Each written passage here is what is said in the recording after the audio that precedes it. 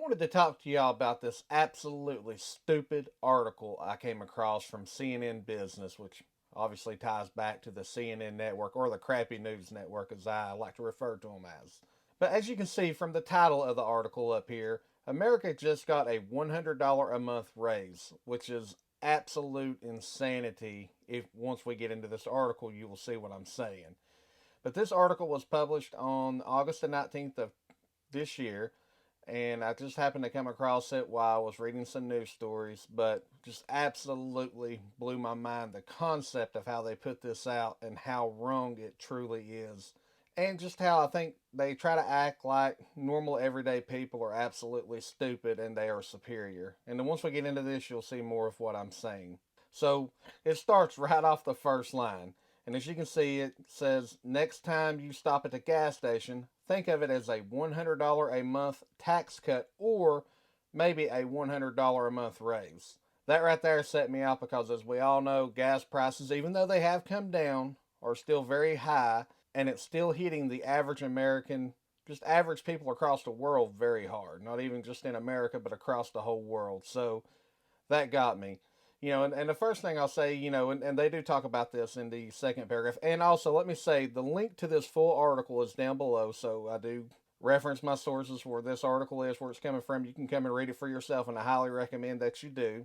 But as you see in our second paragraph here, the steady drop of gas prices over the past few months has turned into an unexpected form of economic stimulus, coming at a time when the Federal Reserve is trying to cool the economy and battle rising prices with higher interest rates.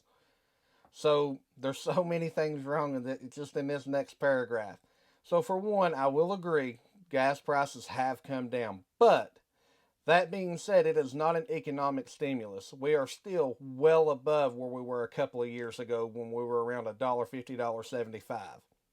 So we're still almost double that, and in some places they are still well beyond double that. So to that, I say that's bullcrap right off the bat, and it's just, I don't know, this is just one of the worst written pieces I've ever seen. And then we get into the Federal Reserve talking about them battling rising prices with higher interest rates. And yes, they are raising the interest rates. That's not really helping. Of course, we just had the Inflation Reduction Act, which, in my opinion, after reading through it, has absolutely nothing to do with inflation reduction. It actually expands the government, prints more money, which is exactly what makes inflation rise. That's just common sense. But just so many things wrong with that second paragraph. And then in the third paragraph, we get into a little bit more stuff. It says, since hitting the record of 502 back in June, the average gas price has come down. And I do agree with that. The gas prices have come down. It has gotten better as far as being able to make it week to week with gas for a lot of people. But it is still extremely too high and much higher than it was. So there is in no way that this is any kind of savings for people. We are still looking to get back to the normal point, which is what drives me crazy about this. And then they get into this math of trying to break it down of if you use so many gallons of gas versus how much the gas has dropped over the past 60 days, then you're saving this much. But in reality, what they should be saying is we are this much closer back to normal, because until we get back to around that normal, somewhere in that normal stabilized price of $1.50, $1.75 for a lot of places, and I know across the entire U.S. it's different rates in different areas, but until we get back closer to those normals, and right now I still think we're about $1.50 off for everybody, you ain't saving crap. So that's what makes this article so stupid. And it just really shows how disconnected the media networks like CNN are. And I'm not just throwing CNN under the bus here either. It's all of them. All of them are disconnected. They do not push true media. They push their narrative of what they want you to believe, and that's every one of them. I don't care if it's Fox News, CNN, MSNBC. I don't care. They all push their own narrative, and that's what they're trying to get you to believe. It's just this one really took me back.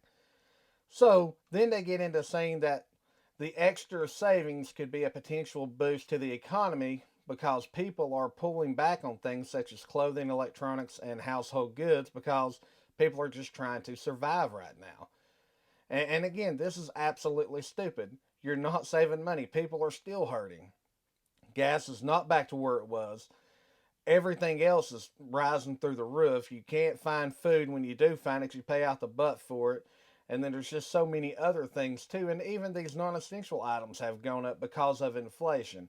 So, again, this is just an asinine statement and comment. So, this whole article is backwards.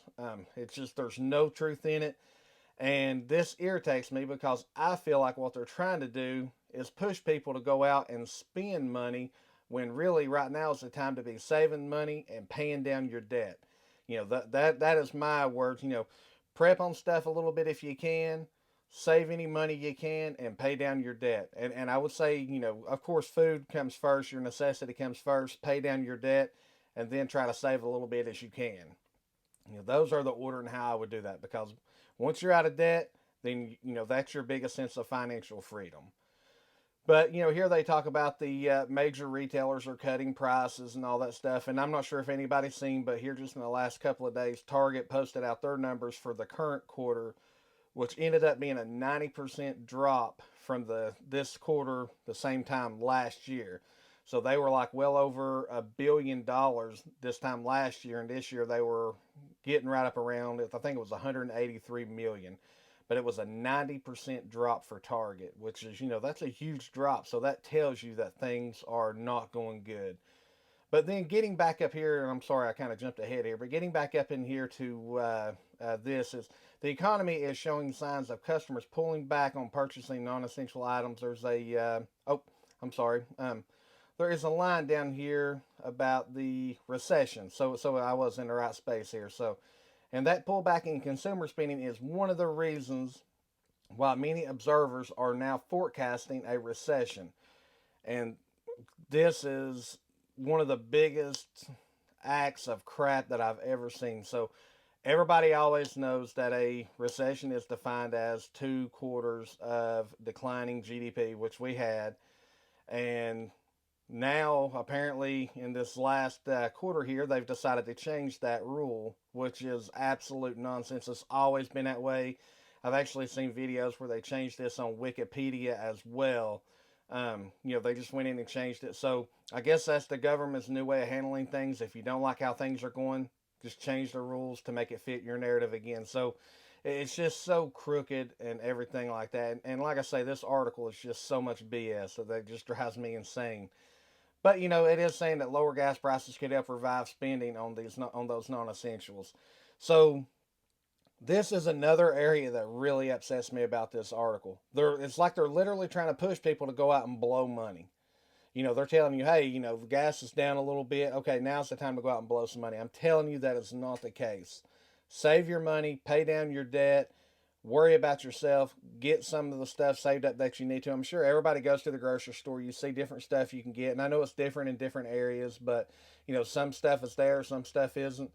But just set you a few things back. I'm not saying you got to be some survivalist prepper, but set you a few things back, get your household in order, and then worry about those non-essential items. So once you get to that point, but do not listen to crazy nonsense dumbass articles like this right here that are totally leading you down the wrong path. And there is some other stuff here. Again, the link is down below. You can come in, you can check it out. But I just wanted to share this out and basically talk about how this fake news media is it's just trying to ruin stuff, and they're really putting out disinformation. They talk about not putting out disinformation, but pretty much all the media outlets are putting out bad information at times. And I'm not saying that it's always bad or it's always wrong, but what I try to do is I take all this stuff and put it together and read in, trying to go between the lines and pick out the good parts and the bad parts. But in this article right here, I'm telling you 100%, this entire article is crap.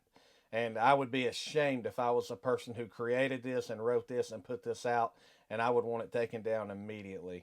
Leave some comments down below. Let me know what you think about this article. Am I crazy? Am I way off base here? Or, is what I'm thinking is correct? And you tell me what you think and what you see. And if you have not, please consider subscribing to the channel and hit that notification bell to get future videos. But I hope you enjoyed this video, and I'll be interested in hearing your all's feedback on this as well. Thank you all for watching. Bye, y'all.